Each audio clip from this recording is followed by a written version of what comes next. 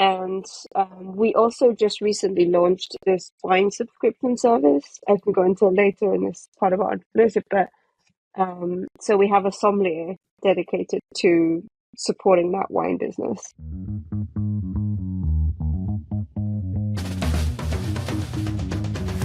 Hello, everyone, and welcome to Colors of Web3 and Entrepreneurship. Today is episode 30th. My name is Lam, your typical Web3 and entrepreneurship host. Today, we are actually taking a break from the Web3 world and venturing back into the world of entrepreneurship. So, Colors of Web3 and Entrepreneurship is a show highlighting the journeys of builders and innovators in Web3 and entrepreneurship. Today, I'm joined by Noriko Shindo. She is the co-founder and COO of Hue, an AI tech startup based in Japan. Noriko, would you like to give a quick introduction about yourself? Yes, thank you, Lam. Hi, everybody. Thank you for having me today. I'm Noriko. I'm a Japanese by birth, whatever. Grew up in London, and now I live back in Japan. I'm currently co-founder and CEO at Hue. We're trying to build a world where taste matters. So reclaiming real food and real taste from digital virality and, whatever have you, TikTok and that kind of thing. Nice to be here. Nice. It's awesome. Yeah. So, well, before we dive into your company, maybe it'd be nice to actually get to know a bit more about your professional background and maybe your educational background. Feel free to share with us from whatever point in your career that you think really formed your current personality, and maybe walk us from that point up until today, up until like the moment of joining or founding Hue. Sure. So, like I mentioned, I'm Japanese, and I was actually born in Japan, but grew up in London. Then, but sort of university and education was back in Japan. I started my career in two large corporates in Japan. So one was a bank. Okay. And fun fact, I was on the trading floor for like a year as well, doing FX. Really After which I took a break. interesting. So, was it basically? Do you have to? Were you trading on like the? Is it Tokyo Stock Exchange hours?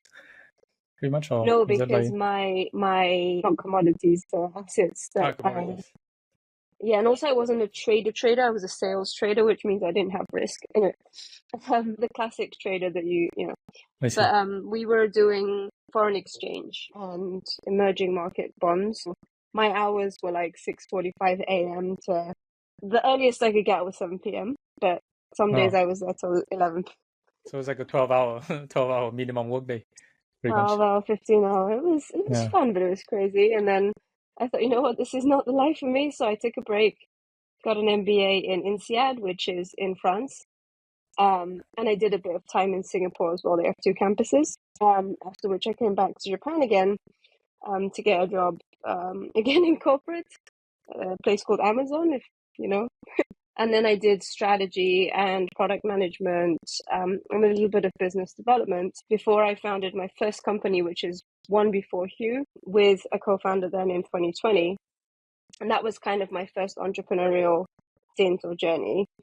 And I think what kind of compelled me to do that was because, first of all, in INSEAD, they do encourage entrepreneurship. And so I sort of started getting interested during my year there, but also I had become vegan in that year. And so suddenly I had this high sensitivity to social issues or kind of social good, as well as, being a bit more conscious as a consumer. And, veganism or sustainability or social good, that I don't think there's still enough things like business or organizations trying to tackle these problems or make the world better or make an impact. And I realized I had that urge myself to do something about it. Or like sometimes I would just sit there in Amazon seeing a path like, oh my God, someone should just write a blog. Someone, oh, maybe I should do, And I think that was my gradual shift towards kind of becoming an entrepreneur and really enjoying it as well. So your first company, was it what was it about that you founded? It was called Ecolocal, and we were trying to make sustainability accessible in Japan. By that, sustainability, we defined it as like sustainable consumption choices accessible for individual consumers, because what we realized is that, okay, it is harder in Japan and awareness was a lot lower when we started in 2020 than it is now. But like Japan used to have the Edo period / Edo town, which was fully circular. And we have it in us. We have the Mottainai thing. We have a lot of things that sort of a Japan first or born in Japan that ties very well with sustainability. So like old family owned stores and whatnot, they'd let you bring your Tupperware to buy tofu.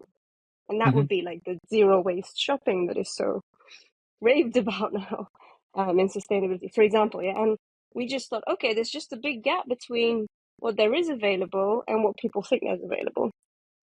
And so our kind of thing was just to kind of close that gap, mainly through grassroots and information and events and community building.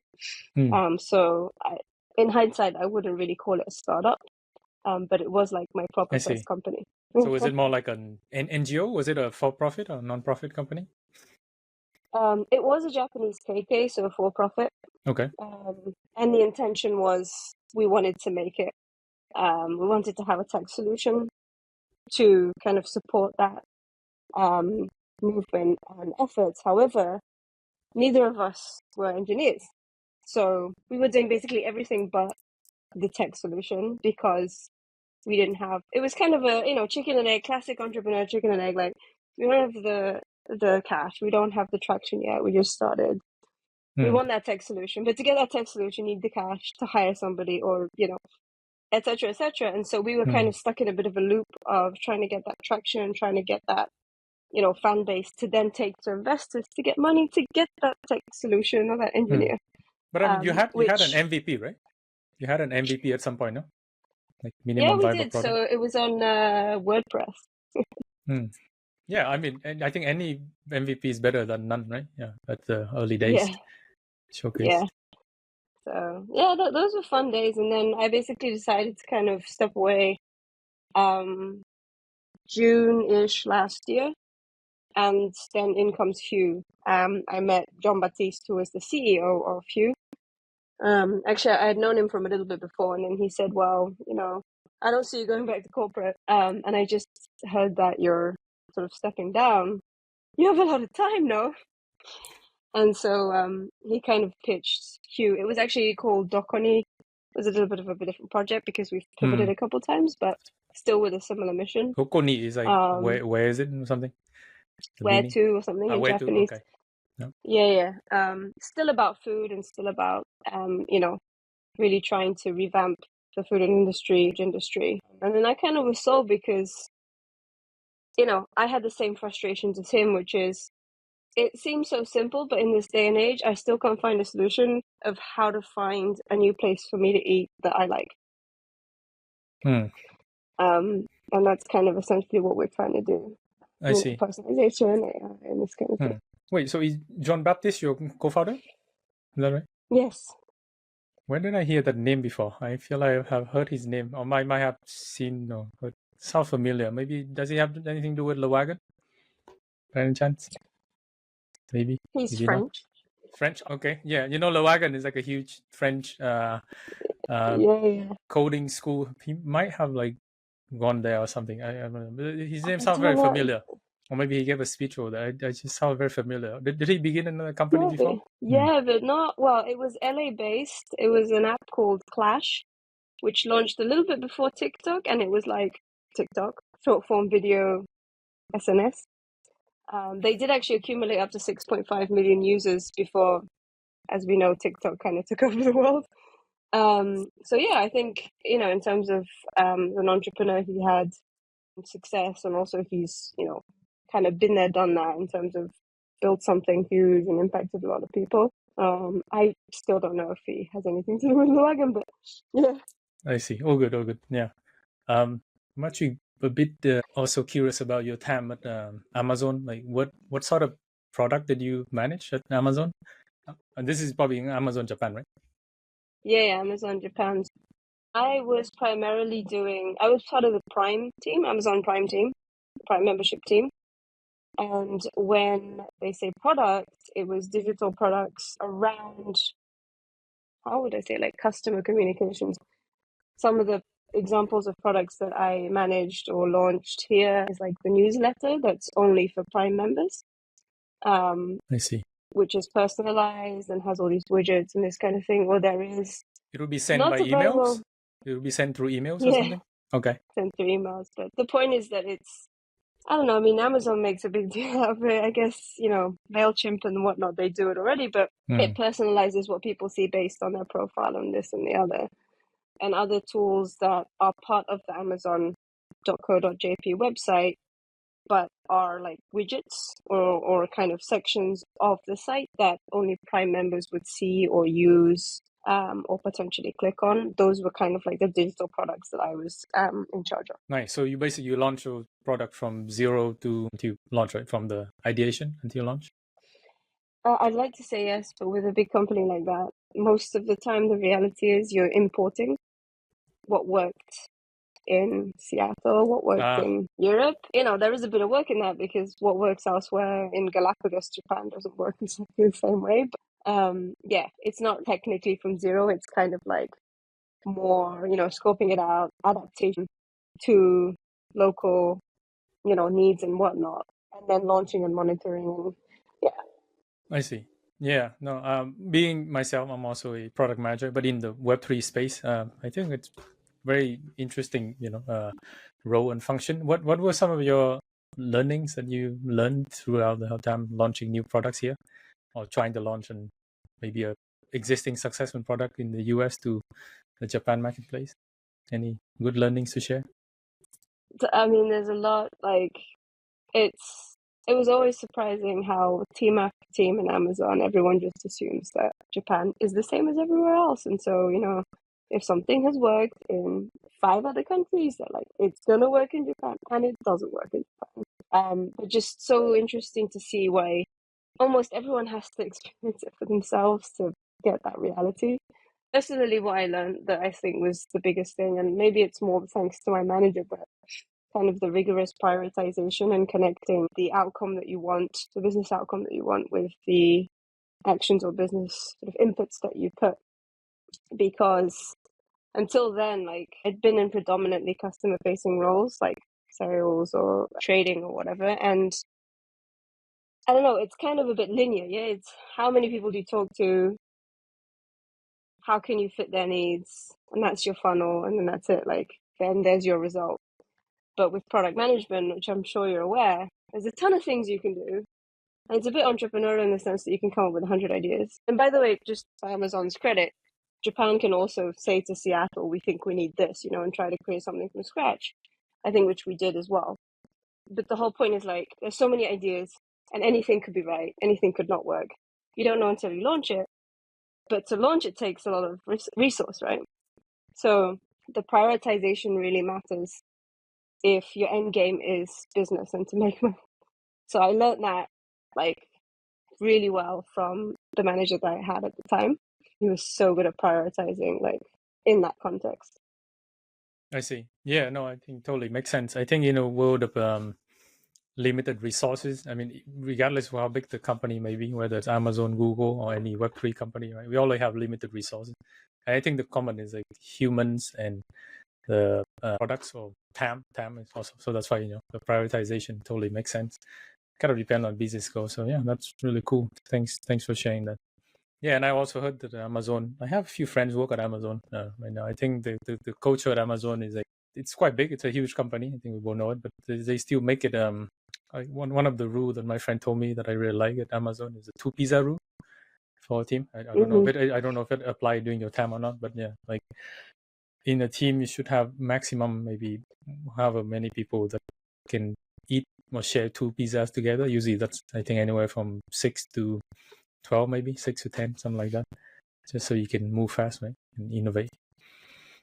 Cool, nice. So with so many things going on in your life, just curious, can you share with us what are your hobbies? What do you do for fun outside of work, building companies? Yeah, I've been playing the violin since I was like 4, so that's probably one. And then I tried to get a yoga teacher license, not to teach, but just because I was really curious, and the only way I figured I could learn systematically was just getting the license and learning, like, the whole program. I'm on pause for that because actually we have number 3 coming kid number 3 coming. Oh, congratulations. That's a big family. Yeah.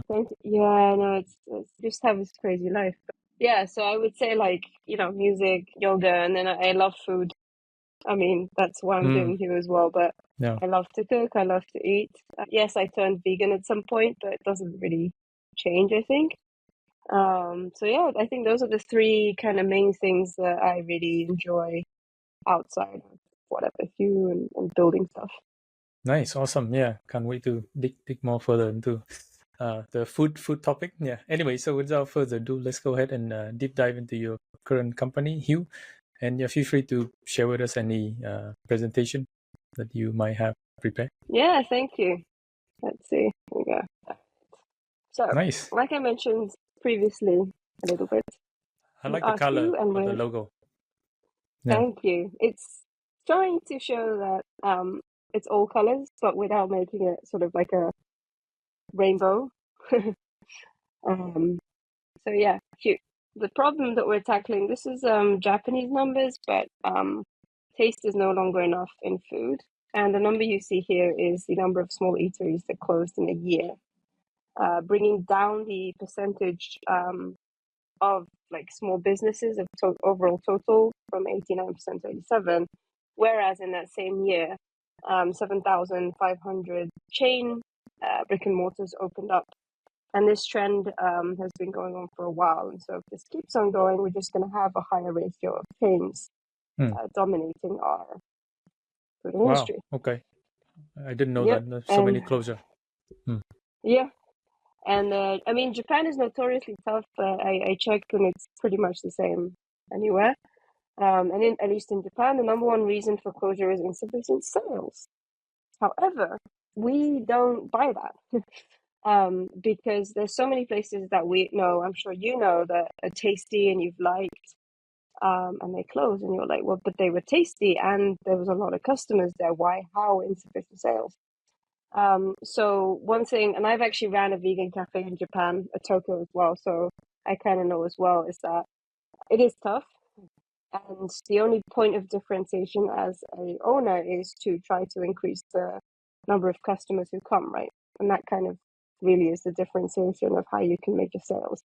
However, typically it says that they say that it takes about 3 to 12 months minimum for a new customer to walk through your door after initially getting awareness of your new store. And what that means is that by month 12, you could be closing your doors. By month, whatever, 15, 18, you might not even be around.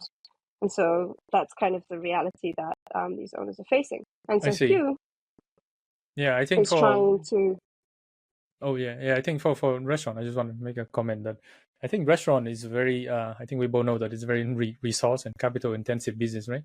You have to. I mean, if you don't build the restaurant from the ground up, you probably have to pay for rent, and then you have monthly expenses. You have to hire people and equipment, supplies. I think if I remember the number correctly, back in my days when I did some consulting, I think the net profit margin for it's pretty low, like single digit or maybe low second digit, right, for most restaurant. So it's very comparative markets, and yeah, and I think maybe back in COVID days they also affected a lot of restaurant, right, in Japan. Yeah, for sure. But interesting, the number I showed in the beginning is post-COVID. So even when people are going back, it's still a tough market. And yeah, you're right. The profit margin is so thin that, just keeping the lights on and then just having like a rainy day or a too hot day in Japan and nobody coming, that just like kills your week or kills your month. Yeah, certainly. Yeah. So that's why for us, we kind of wanted to tackle this because we both meaning CEO John Matisse and I, felt that it's just a shame and we hate seeing these like amazing places close for whatever reason. And so Hue is basically, it's an app, it's personalized foodie social network app. And the color on the screen represents your unique taste. And the closer the color, it means that the closer the taste. So if somebody's blue and you see somebody who's a little bit lighter blue, then you can assume that you share a similar taste in food. And with that, you can intuitively go into the app and explore and find other users, look at their list, look at what they're reviewing, as well as see restaurants and places matched to you or your Hue group. And currently, it can be used anywhere in the world. Not that we've tested all countries, but we haven't put a block on any of them. And the languages that can be used right now are English, Japanese, and French. And I can take you through, it's already started to play. I can take you through our demo Sure. that I put together a little earlier. So, okay, so this is the top screen, and I'm basically looking for a pizza that I know actually. It's called Pizza 17. I love it, by the way, it's in Tokyo. And now you can see, like, at the top, you can see the photo of the place and photos that people have uploaded in their reviews.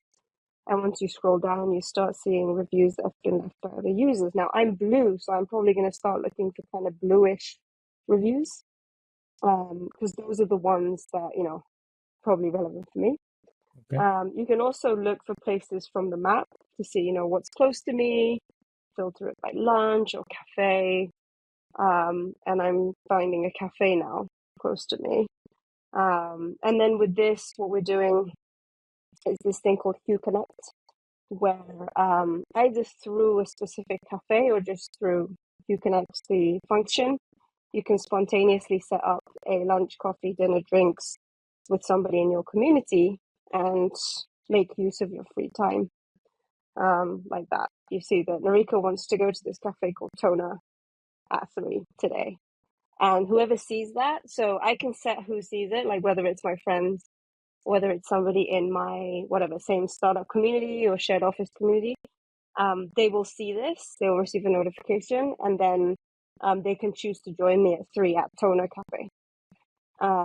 So yeah, we kind of added this quite recently, and that's Nice. kind of the main features. I see. Yeah. So it's like a social network in a way, you would say? Yeah. A what? It's like a social network in a way. Like Social network? social network, like SNS, social network, like Facebook. But I know it's Social, very different. yeah, Social network, yeah. Yeah. Okay. We're trying to make that aspect as well, because we do think that, like, when you look into existing services platforms, the personalization is missing, although they claim that it's there. And when we thought about real life use cases or how we would choose places in real life, you often ask your friends, right? Or you often ask somebody. And then I think if you're a picky eater or you're a foodie or a self-proclaimed foodie, you sort of start levitating to ask only the people you trust their recommendations. Maybe not everyone would agree with me, but that's like kind a of how foodie. I start. Yeah, asking a foodie, yeah. Right. And generally speaking, you've probably gone to one or two of their recommendations before, and then you trust them.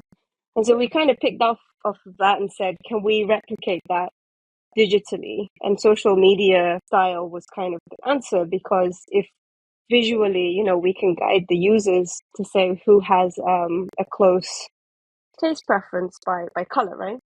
Then there's not much explanation needed. If you're green, you're just going to have to look for like a light green, a dark green, a lime green. Like, just look for whoever's green and then read their reviews and pick that restaurant. How do you identify the color of the person? Like, do they self-identify themselves like a blue, green, or something? I'm sure some people would wish that they could, because funny story. So no, you can't choose a color. That's kind of the AI's job to allocate based on initial boarding, and then after that, it's how you engage with various data points within the app. Funny story, we did have a user reach out to us by email and say, "Can I change my color? I don't like my color." Yeah, I mean, I think it's a totally valid request, right? Because I mean, some people have always a favorite color. Like, for example, I think I like blue, wear blue a lot, but sometimes, there's maybe some other color I like looking at. So I think it's a valid request. No, it's true. But generally speaking, we've had the feedback that, interestingly, tend to end up on the color that they like, or like sort of like.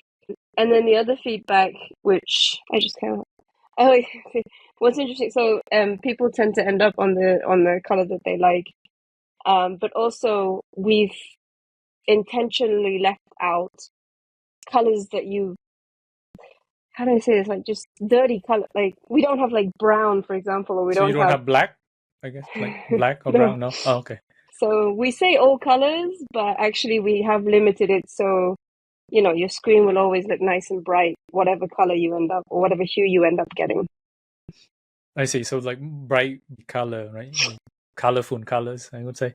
Colorful, Rainbow style color, maybe. Yeah, I don't know. Yeah, I mean, Yeah. we've yet to see a few colors. Naturally, there's more of some color and less of others. Interestingly, there has been like a wide spectrum of hues. Yeah. Can you give an example of a meaning behind any particular color? There must be a meaning, right? You give to like, let's Of say if course, I'm there's a meaning. purple, or if I'm blue, what does it mean? So, intentionally, we don't actually disclose that.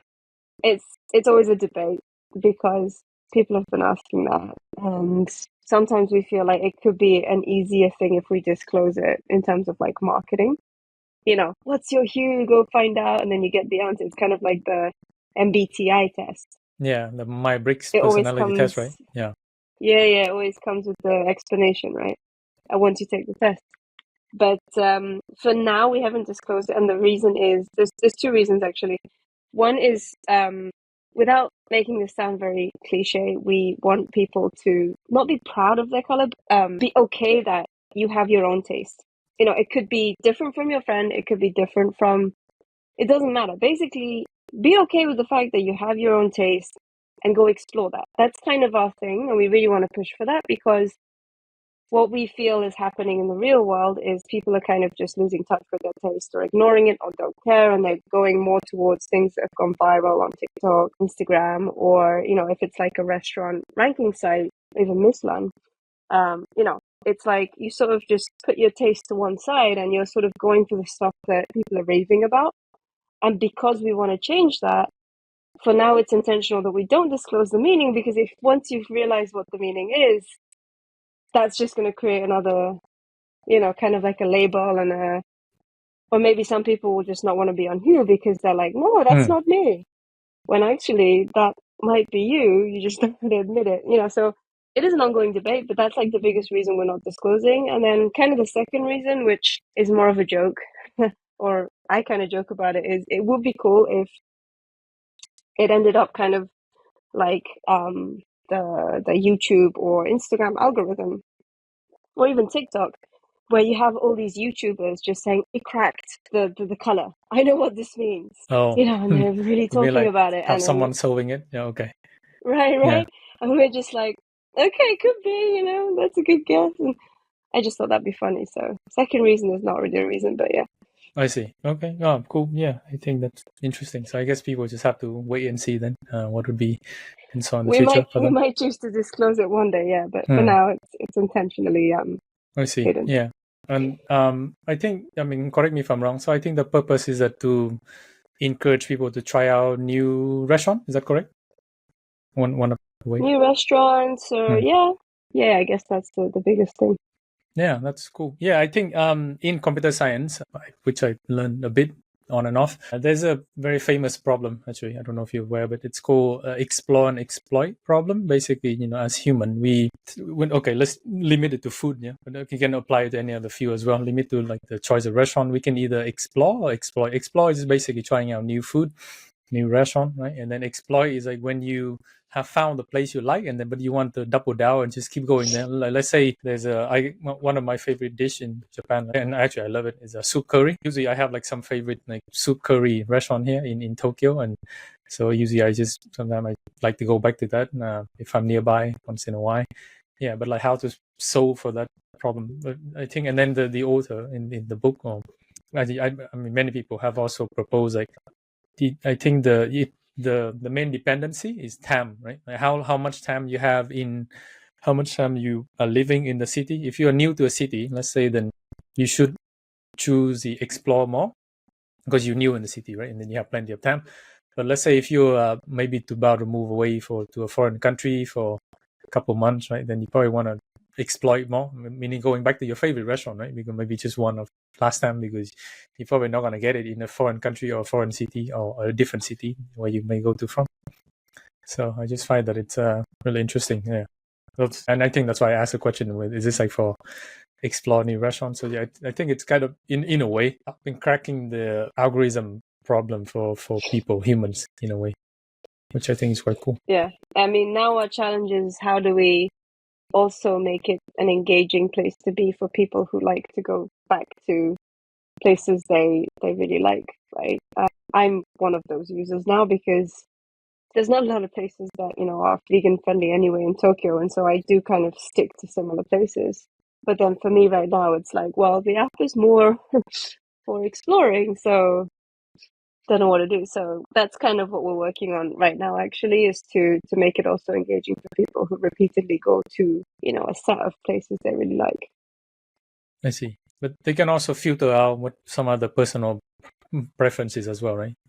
Like if they have dietary restriction, like you said, if someone is a vegan, maybe they can filter that out too on the app. Yeah, so me being one of the co-founders, that was one of the first things that went in, which is not just about veganism, but vegetarian, vegan, kosher, you can filter out, and then we can't promise you'll never see something that's not, but ideally you'll keep on seeing stuff that's more relevant to you. I see. Cool, makes sense. And I think you mentioned earlier the opportunity to like casually, meet up with someone for coffee or for lunch. Is that quite like spontaneous or something? Like because you said like you book on the same day, or do you reserve in advance, or which way is it?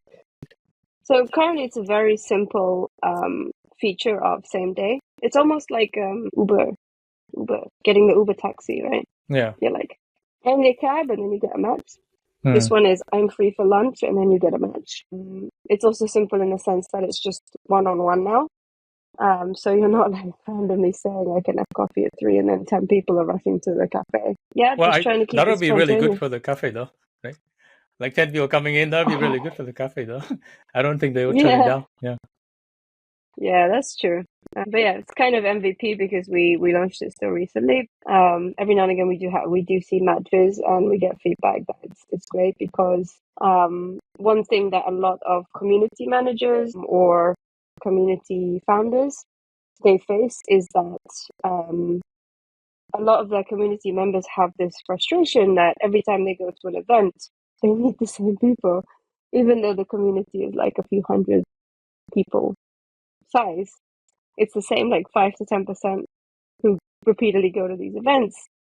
And so the other, 90 to 95% never meet each other, even though there must be more people. And so this kind of helps mitigate that because, there's a lot of reasons why people go or don't go to these events and it ends up being the same people. But one thing I can say is that, as a mom, entrepreneur, whatever, it's a little bit of a hassle for me to leave in the evening. I have to plan it and whatever. And so at some point I'm just like, if it's kind of a event that, okay, maybe I won't go. And so I can totally see that with other parents, right? And then, this kind of thing. But if you can set your own time and then it's during the day or whatever, or you can set your location, it actually opens the doors for a lot of other people to be able to meet each other within the same community. So yeah, I think it's a pretty neat feature. Interesting.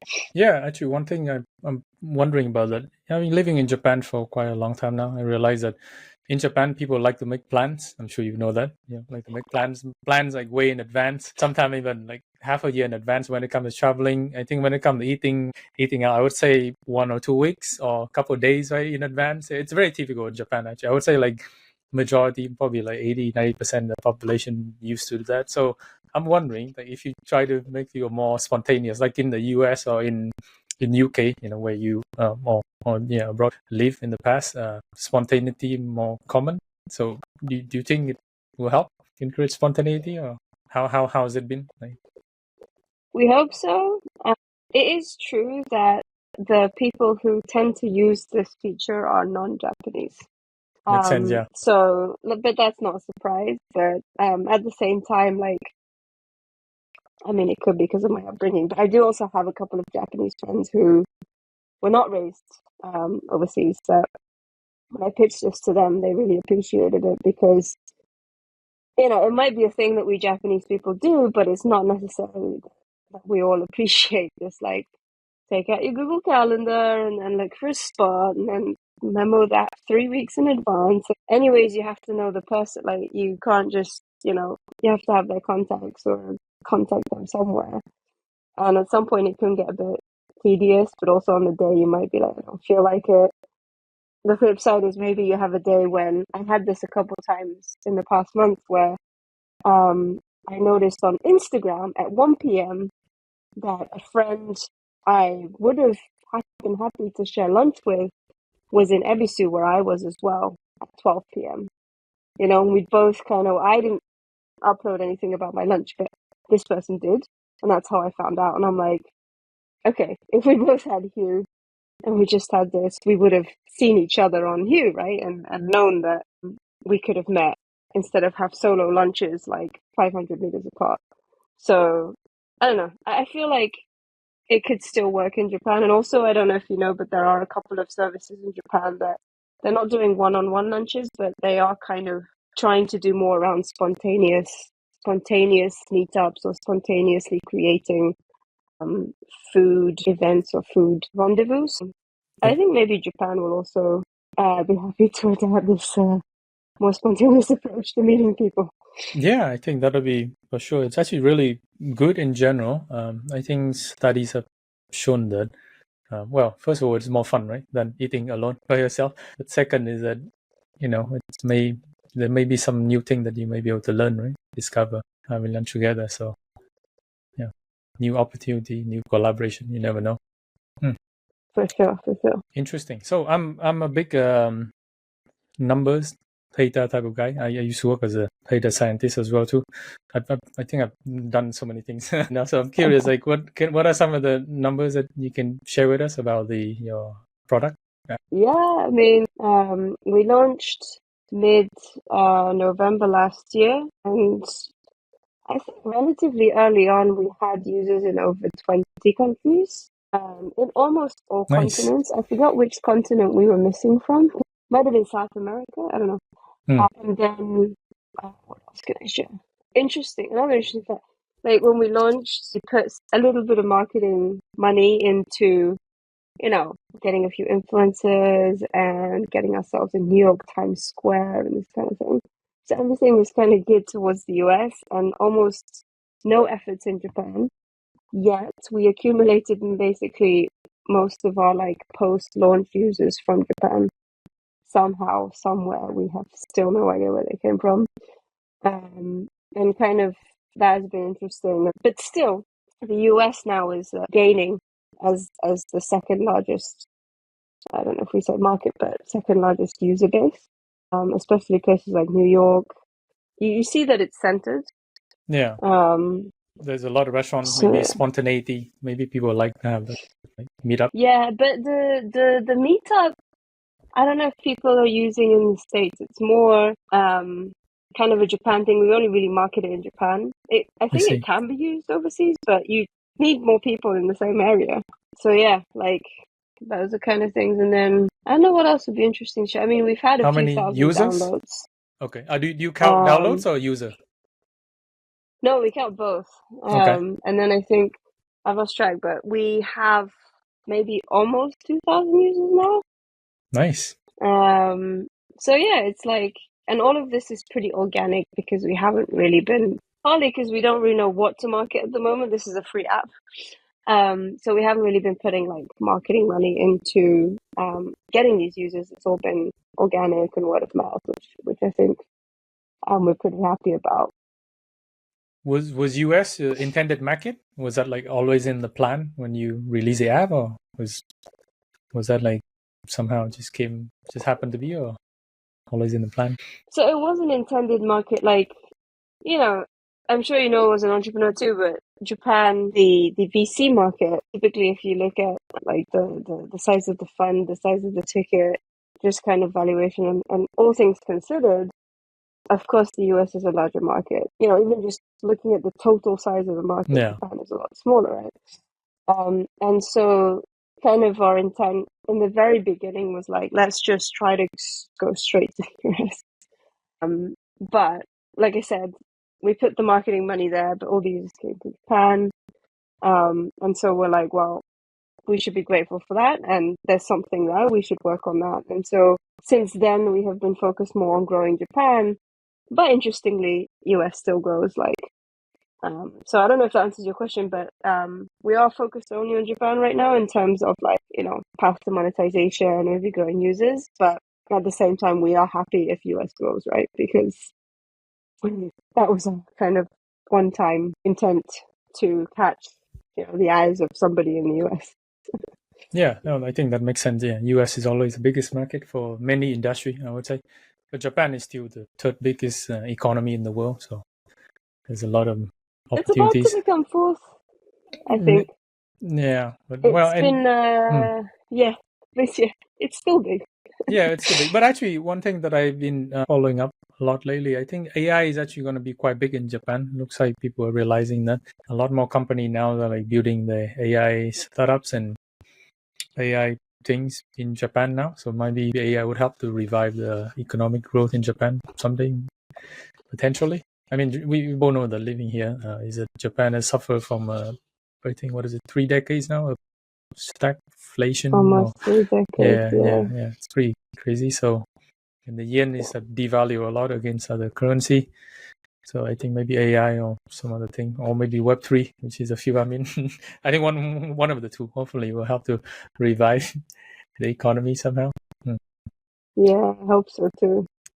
Yeah. Anyway, actually, be very interesting to know. So I don't think I've talked to many COO yet. So I think one question that probably many of in the audience would like to know is that what is a day-to-day like for a COO of a startup? What do you do on a daily basis or weekly basis? I think our company is a bit unique in the sense that the CEO is also kind of the CTO, and he's the one behind the tech stuff of.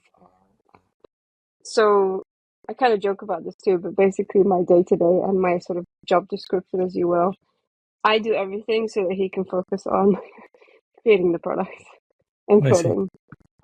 It's not that simple, of course. We do a lot of things together. We do discuss a lot of things that we think are important strategically. But yeah, just on a day-to-day, I try to pick up whatever can help him focus on coding. So right now, I think gotta say my main things are like marketing, so like Instagram, marketing emails, product updates, communication, LinkedIn, basically anything that you would read published under the name of Hue, even if it says John Baptiste, it's me. And then all the admin stuff, right, like the paperwork and everything. I see. And there are things like that. I mean, I think until we have sort of, like a larger team or an organization to run operations, that would probably be what my day-to-day looks like. And So how many people in your team right now? it's full-time, 2 of us. Hmm. And then we have 1 intern. And we also just recently launched this wine subscription service. I can go into it later in this part of our entrepreneurship, but so we have a sommelier dedicated to supporting that wine business. So 4, Nice. 2 full-time and kind of loosely 4 people in the team. Okay. And this wine business is integrated into Hue? Be part of Hue or something? Not yet. So if you want, I could share the website actually. Yeah, sure. Feel free to share if you want. Yeah. I'm not a huge We wine launched drinker, it but like, yeah. actually it might be for you. So Really? it's called Wine Story, yeah. And it's a subscription where once a month we deliver a wine. Basically, we're sort of going to guide you to wineries of the world through wine. And we're leveraging the fact that we have like a sommelier who's been one of the biggest supporters of Hue from day one. He served like the Prince of Monaco in his career. Fancy. And yeah, kind of that's basically what it is. Very simple. Who it's for, it's really for people who don't know their wine, but they are curious about wine and they don't want to admit that they don't know their wine. Like, they're just too. It's me, basically. I'm 30 something. I don't know well, I have a low alcohol tolerance, so I do know how I got here without drinking much wine. But every time I drink wine, I've like gotten drunk and not enjoyed the experience. And then very, very small times in my life, I've had like a really good wine. So I intuitively know there must be great wines out there that I'm going to love. But because I can never get to the second glass, I cannot explore. And so I've always had this frustration of like, I want to know my wines so that I know my preference, so that I can pick that really good glass of wine to go with whatever I'm eating. And being a foodie, you know, I've always been curious about like what they The say, the pairing, mariage or like the pairing, the right? pairing. Yeah, Yeah. it's supposed to enhance the taste. So that's kind of the persona. So you might fit as well if you're interested, because it's kind of giving you great wine, but we're also sending the box to you with the explanation that is not full with like, you know, wine connoisseur vocab. It's going to be plain English and you're going to know what it says, and it's not going to be half French. It's like wine for dummies, basically. Wine for dummies, right? I Maybe. have that book. Yeah, is there a It's book not gonna. really? There's a book for that. I did not know that. There's literally a book called Wine for Dummies. Okay. It's the whole series of Yeah. something for dummies. Yeah, and I have that book. But yeah, it's kind of that idea. Um, we're not going to send you crappy wines. So even if you're a wine beginner, I think you deserve to get really good wines because that's what I want. So. Interesting. Wait, so will this be integrated into the Hue app, or is it like some separate or connected in some way? It will be. So It will be. the mission of Hue is to build you know, a world where taste matters. And we want to build that primarily through people knowing their own taste preferences and then exploring it. And that goes true for wine. We weren't really intending to launch this wine side of stuff until much later, but given that we have a sommelier, we're like, why not do it now? So for now, it's very different branding, and it doesn't look like it's part of Hue. It's not actually within the app per se, but from our subscribers, we will start accumulating data and we already have started to build kind of the foundations of an AI that will also start to churn out like a Hue for your wine. Yeah. I think the art of it is going to be where they intersect. Like if I'm a blue person for the Hue app, hopefully I'll end up a blue person for wine, because then So integration you have later a is going to be different easy. color for wine? Different color for wine as for food? Hopefully not. So we haven't launched the Hue for wine yet. We're still kind of tweaking let's say the hypothesis and kind of the foundation. I think it would make a lot of sense that they're the same color, because just upon observation, when I see users in the Hue app, and they also happen to be people I know, I can see one color that I feel is associated with people who know their wines and like their wines, for example. So I'm just going to assume that, yeah, I think your wine color might be similar as well. Let's see. Yeah. Can you maybe share with us a bit, I mean, if you know the details behind the AI, any machine learning algorithm? Are you aware of that part? Yeah. I am. Like, it depends what you're interested to know. You know, so In that, I guess. working as a data scientist in the past, like I've done a lot of interesting problem, but I think it looks like it's a recommendation problem, right? So you probably in general, I think there's a recommendation engine in there somewhere but then you need to know the data from the user in a way that they have provided some way, and then from there you recommend, and then also you can also do some like clustering. But anyway, yeah, that's the part I'm kind of curious, like what do you guys use? Yeah, I think that sounds similar to what we're doing, kind of. I think it's not the way that we've laid it out. I'm, you know, it's proprietary, but I don't know that it's that different from other AI logic. Like I said before, your Hue is determined primarily first on your onboarding experience. So we do ask a couple of questions, like we ask you to interact, you know, sort of so that we can collect some preliminary data on you to sort of give you your first Hue. And then later we will learn about you and your Hue through the engagement of each of the users. And then also, like you said, clustering. So if there's like 5 people who have a similar color, we will also learn from each of their engagements and, you know, start seeing if there's a pattern or not. And like you said, yes, that's what we base our recommendations off of. So far, like, we have had maybe one or two people. I mean, maybe there's more, but we have had some people say that the recommendations, they're not quite sure if it's kind of their taste or not. But in general, we get positive feedback that like, oh wow, there's some places that I'd heard about and forgotten about that I liked or know that I like, this kind of thing. So I think for something that's only been running for less than 6 months, our sort of core product is already pretty strong, or Nice. yeah. Yeah, that's good to know. Good to hear. Yeah. Is it mainly I mean, it's probably not, but I'm going to ask anyway. Is a code open source? No. No, right? Yeah, I figure. No, typically, Yeah. yes. For startup usually it's not open source. In Web2 anyway. In Web3, it usually most stuff is open source, but I mean, Web3 is completely different stuff. Anyway, I'm curious. I think we both being an MBA graduate, right? I think I have to ask a question like, what is your future business model plan, or how do you expect to generate revenues? So long term, we kind of position ourselves as the food and beverage specialized personalization app. So monetization, the biggest bulk will come from targeted ads like Meta that will be paid for by.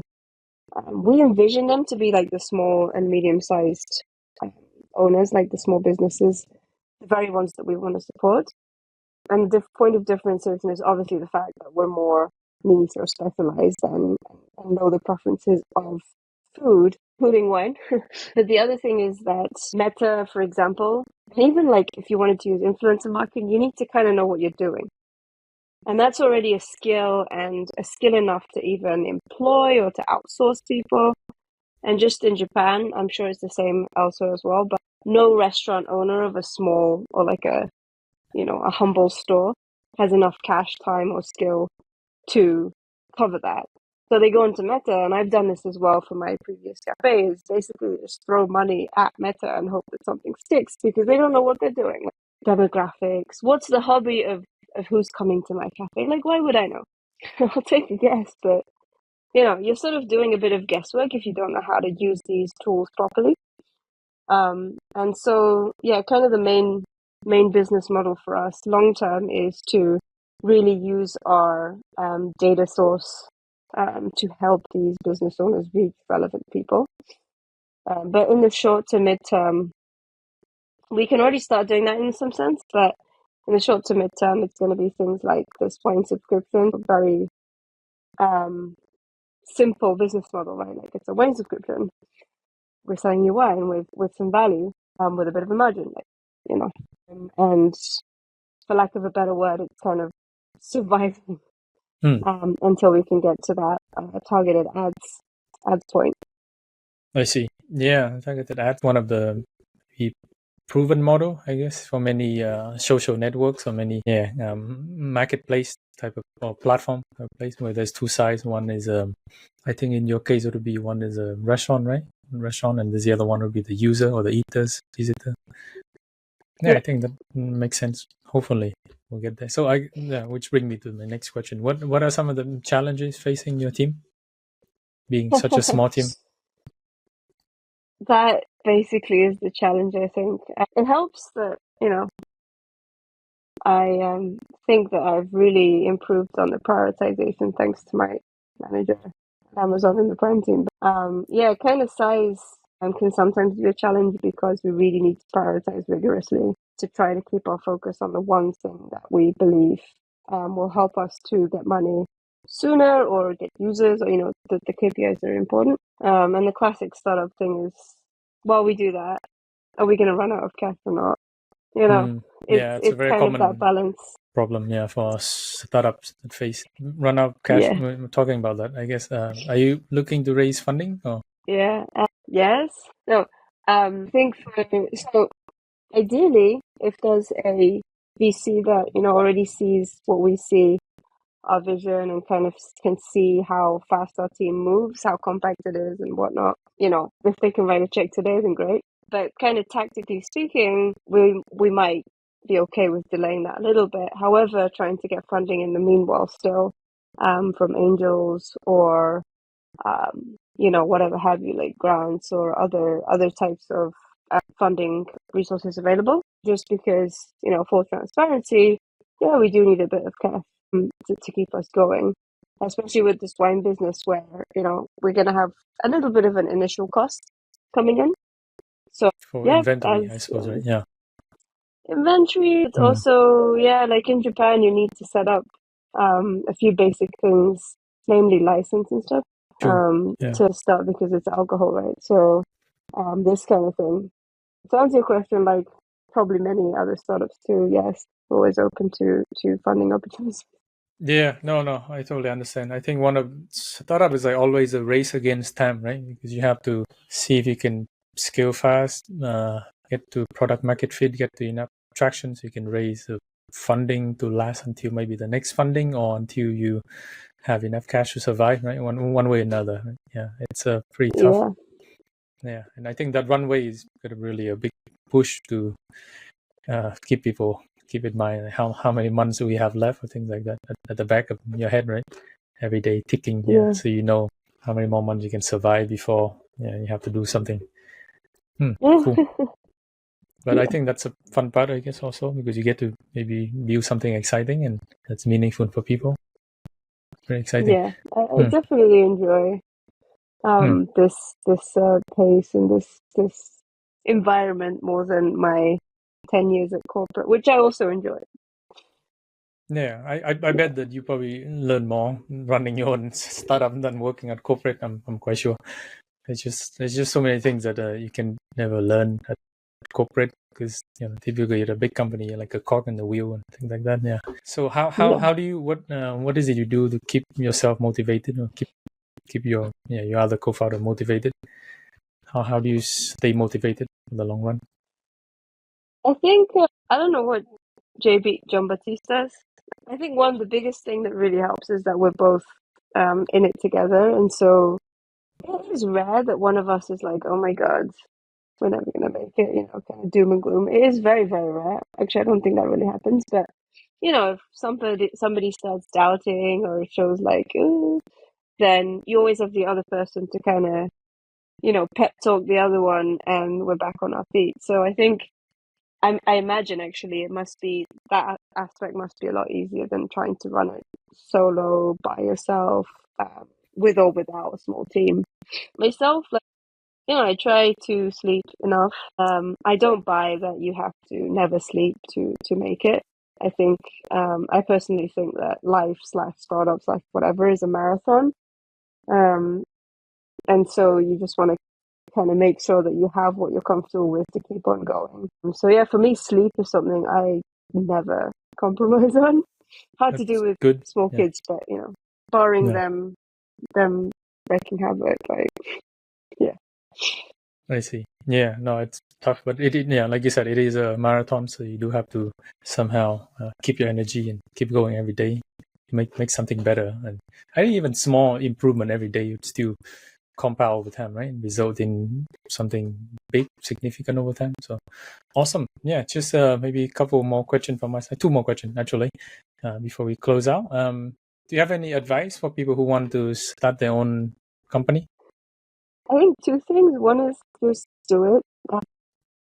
I spent 10 years thinking I'm developing, growing, whatever. This is in corporate. And like you correctly said, I just found that the learnings is so much more intense and faster when you do your own thing, preferably your own thing. So not like joining a startup that's already 20 people big, literally doing your own thing. You learn so much. And so if you're interested but in doubt, I would just be like, just go for it, And then I think the second thing is try to be smart about, I don't know how to say, like, we fail, not fail. We make a lot of mistakes, right? I'm sure you know this, Yeah. but and then you learn through that. But I think even then there are things that you can try to not do and be smart. Because when I first set out on entrepreneurship, what I found is I was trying to do everything. Like, I have to post, I have to write this, I have to do this. And all the resources out there will give you so many tips, like 10 ways to grow, 20 ways to grow. 500 things not to do. And then if you take all of them at face value, you're just going to be super busy doing stuff. And, 3-4 years later, I'm a little bit smarter and I think, hey, really prioritize what you focus on and what you spend time on based on what is the most important result for you. I mean, if you're running a business, that's probably going to be money. And then if it's like a free app or something and the money's not coming today, then it's, for us, we kind of say it's like the path to money. So, of course, things like users, or we also have a business portal that restaurant owners can already open with us for free.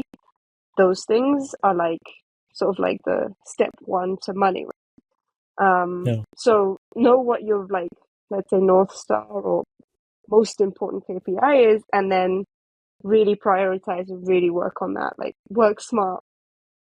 Those are the two things I would say. Awesome. Yeah, I think work smart always beats work harder. And I think, being busy doing things that may not matter may actually be, I guess, also more damaging or just time wasting rather than try focus. So I think, I totally agree with the prioritization aspect of it. Cool. And final question, where can people follow you and your company? Feel free to share any links or handle name to your company website. Yeah, sure. How do I, do you... You can just tell me, you can spell it out and then I'll make sure to put it in the show notes afterward. Yeah, okay. So, you can find us on both app stores if you just type in HUE. You might have to scroll past the Philips. Okay. The Hue. Never mind. Or I can also provide you with a link to our website, but it's yourhue.apps, yourhue.app. Okay. And that would have the app and also the QR to go to the app stores.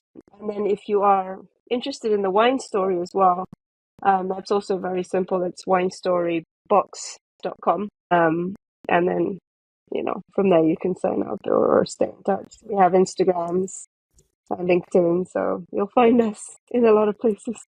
Cool. Sounds good. Yeah. I'll make sure to put all the links in the show note in the video description so people can find it below. Thank you. And thank you so much for joining us today, Noriko. It's been really fun talking about food, wine, building a tech startup in Japan, and the struggle, challenge, and the other thing. But anyway, thank you so much again for your time.